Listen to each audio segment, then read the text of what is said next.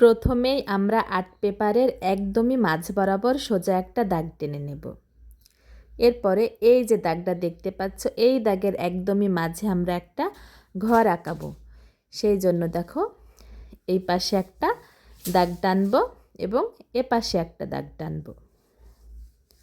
দুটো দাগে আমি সমান করে টেনে দিলাম। এরপরে এই দুটো দাগকে আমরা আরও একটা ওপরে একটা দাগ টেনে মিলিয়ে দেব।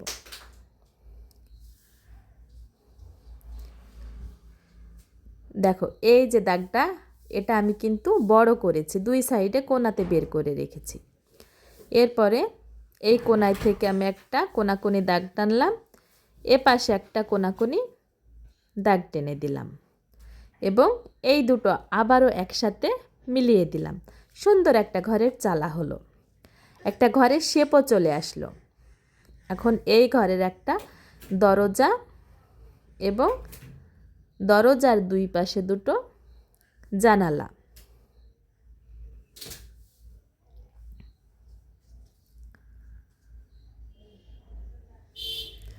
এরপরে জানালার মাঝখানে দেখো একটা করে দাগ টেনে দিলাম। এই ঘরের নিচে একটা সোজা দাগ টানবো এবং দুইটা মিলিয়ে দেব। সুন্দর একটা ঘরের শেপ চলে আসলো। এই ঘরের দুই পাশে আমরা এখন দুইটা গাছ আঁকাবো। সহজ পদ্ধতিতে তোমাদের শিখিয়ে দেব। দেখো ঘরের দুই পাশে দুটো ভি আঁকালাম, ইংরেজি লেটার ভি, এবং এই ভি এর পাশ থেকে একটা দাগ টেনে নিচের দাগে লেগে দিলাম, এ পাশ থেকে দাগ টেনে নিচের দাগে লেগে দিলাম।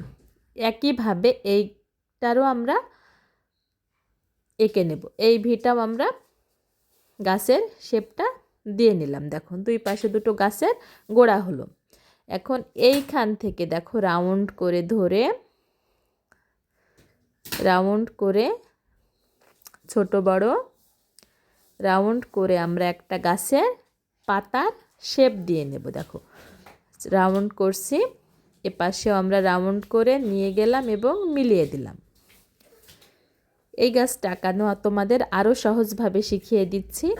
তোমরা গাছটা যতটা বড় করতে চাও ঠিক সেই পরিমাণ একটা বৃত্ত এঁকে নেবে বা গোল শেপ দিয়ে নেবে। দেখো আমি প্রথমে একটা গোল শেপ দিয়ে নিলাম এবং এই শেপের ওপর দিয়েই আমি রাউন্ড করে করে ছোট বড় রাউন্ড করে চলে যাচ্ছি এবং অটোমেটিক্যালি একটা গাছের শেপ হয়ে যাচ্ছে।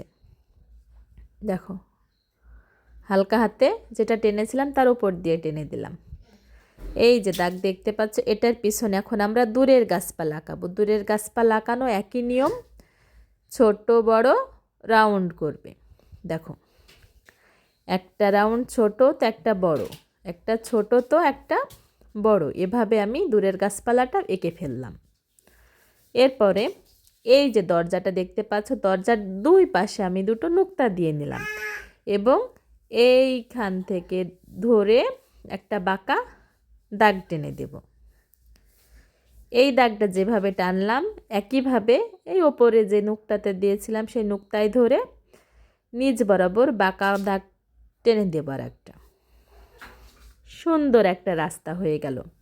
দেখো এই যে নিচের লেন্থটা আমি একদম চালা বরাবর করেছি, ঘরের চালা বরাবর নিচের লেন্থটা। এরপরে রাস্তার দুই পাশে আমি ঘাসের ঝোপ এঁকে দেব। ঘাসের ঝোপ আঁকানো একদমই সহজ, উল্টো করে ভি আঁকাবে, তাহলেই ঘাসের ঝোপ হয়ে যাবে। সোজা ভিয়ে গাছ হলো, উল্টো ভিয়ে ঘাসের ঝোপ হলো। এ পাশেও একইভাবে উল্টো ভি চিকন চিকন করে এঁকে দিচ্ছি। মনোযোগ দিয়ে দেখো, তাহলেই তোমরা শিখতে পারবে। দুই পাশে দুটো ঘাসের ঝোপ হলো। এখন এইখানে আমরা একটা ফুল গাছ আঁকাবো। এই জন্য দেখো উপরে একটা পাপড়ি দিলাম, নিচে একটা পাপড়ি দিলাম, এ পাশে একটা পাপড়ি দিলাম, এ পাশে একটা পাপড়ি দিলাম। এরপরে এই যে মাঝখানগুলোতে আমরা পাপড়ি দিয়ে নেব, তাহলে সুন্দর একটা ফুল হয়ে গেল। এই ফুলের একটা ডাল এঁকে দিলাম এবং এই ডাল থেকে দুটো পাতা বের করে দেব।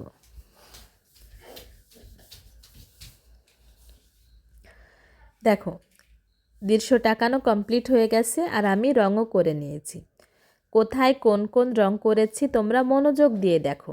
ঘরের চালাতে আমি লাল এবং অরেঞ্জের কমলার একটা শেড দিয়েছি এবং কোথায় কোন রং ব্যবহার করেছি মনোযোগ দিয়ে দেখে নাও, শিখে নাও এবং নিজেরা ড্রয়িং করে সেম এই রঙগুলো আর্ট পেপারে বসিয়ে নাও, তাহলেই তোমাদের দৃশ্যটাও ঠিক এতটাই সুন্দর হবে।